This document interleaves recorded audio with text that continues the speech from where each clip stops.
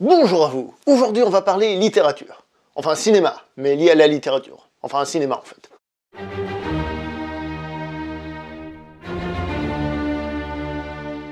Bonjour à vous les cinéphiles et bienvenue pour cette nouvelle critique en post-projection. Il va être aujourd'hui question du film Le Mystère Henri Pic, vidéo que je peux enfin faire parce que mon voisin a eu la bonne idée d'arrêter les travaux à cette heure-ci, c'est pas trop tôt, merci beaucoup.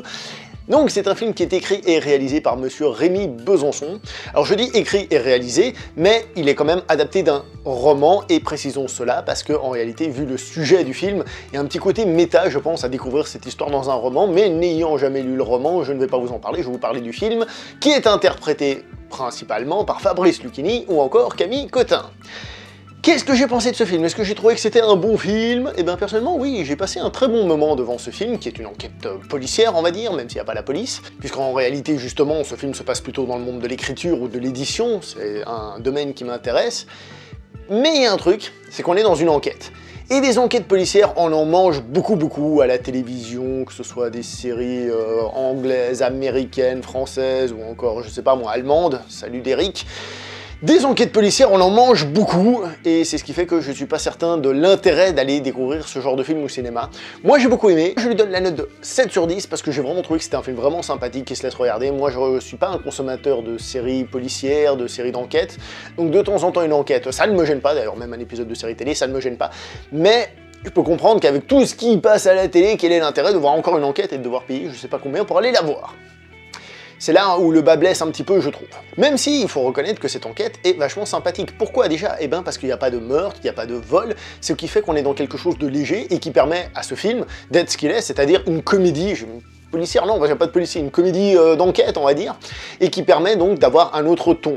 Qui plus est, et là je me permets de créer un petit suspense, peut-être que le film va faire ça, peut-être pas, comme on n'est pas face à un truc très moral, c'est-à-dire s'il y a un meurtre, bah, il faut qu'il y ait un coupable et qu'il soit condamné parce que c'est comme ça, parce que c'est la vie, s'il y a un vol, pareil, et si on est dans quelque chose de plus léger, découvrir l'origine d'un texte écrit, donc peut-être bien que, en fait, il n'y aura pas de réponse à la fin.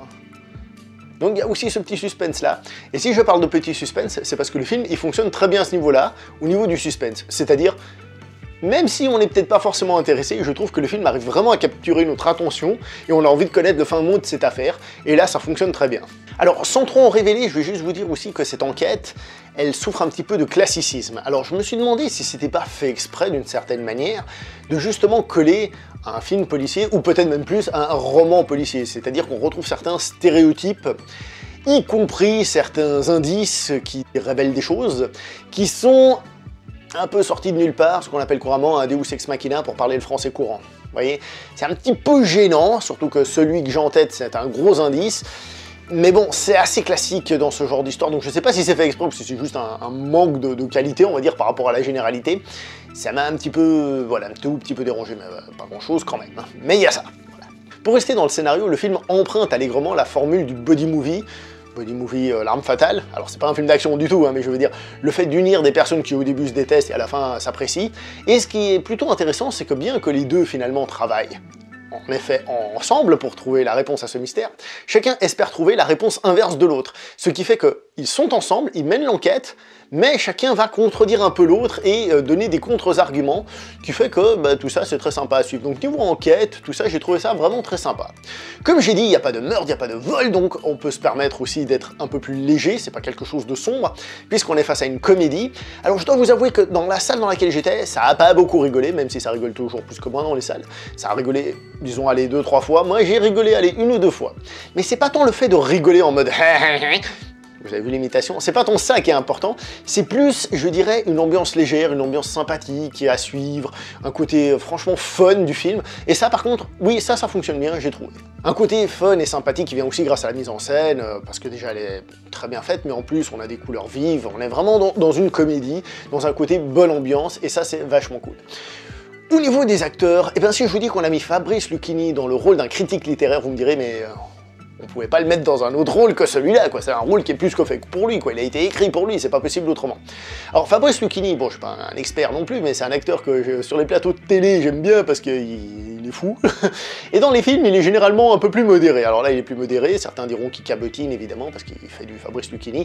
C'est le personnage qu'on connaît. Donc si vous n'aimez pas Fabrice Lucchini, n'allez pas voir ce film évidemment.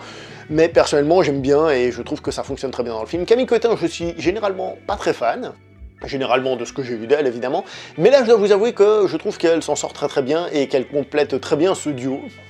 Et donc je trouve que les deux font la paire, et aucun problème au niveau des acteurs, franchement ça fonctionne bien, je suis content. Alors au niveau des défauts aussi, il faut en donner, c'est juste que c'est pas hilarant, que c'est pas quelque chose de révolutionnaire, je veux dire c'est pas un film qui va vous rester, mais pour passer un bon moment, ouais franchement c'est correct. Après, bon, il se trouve que moi je suis plutôt intéressé par le monde de l'édition, de l'écriture, de la littérature, et j'ai envie de dire, trouver le juste milieu entre ce qui est commercial pour être édité, pour être vendeur, et en même temps la partie artistique, à peu de choses près, on est presque sur YouTube hein, avec ça, parce que c'est un peu le même genre de questions, même si sur YouTube tout le monde est édité, même les tocards, d'accord?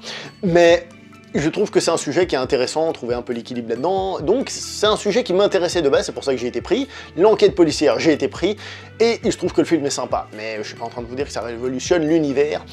Et je sais que ça ne va pas intéresser certains d'entre vous qui sont peut-être plus habitués à du cinéma, on va dire commercial, même si c'est aussi commercial, hein, mais je veux dire du cinéma peut-être plus grand public, plus action et tout ça, c'est pas forcément pour vous. Je vais donc m'arrêter là, parce que c'est à vous de vous faire votre avis, et que je pense que vous le connaissez déjà, surtout que le film est sorti il y a déjà, longtemps, allez, même pas une semaine, d'accord? Donc je vais m'arrêter là. N'oubliez pas de liker, commenter, partager et de vous abonner. Et je vous propose un petit jeu.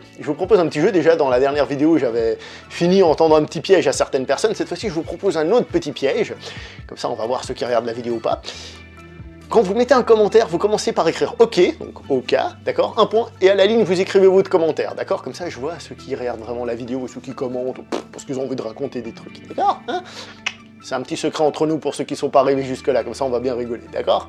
Allez, je vous laisse là, ciao tout le monde.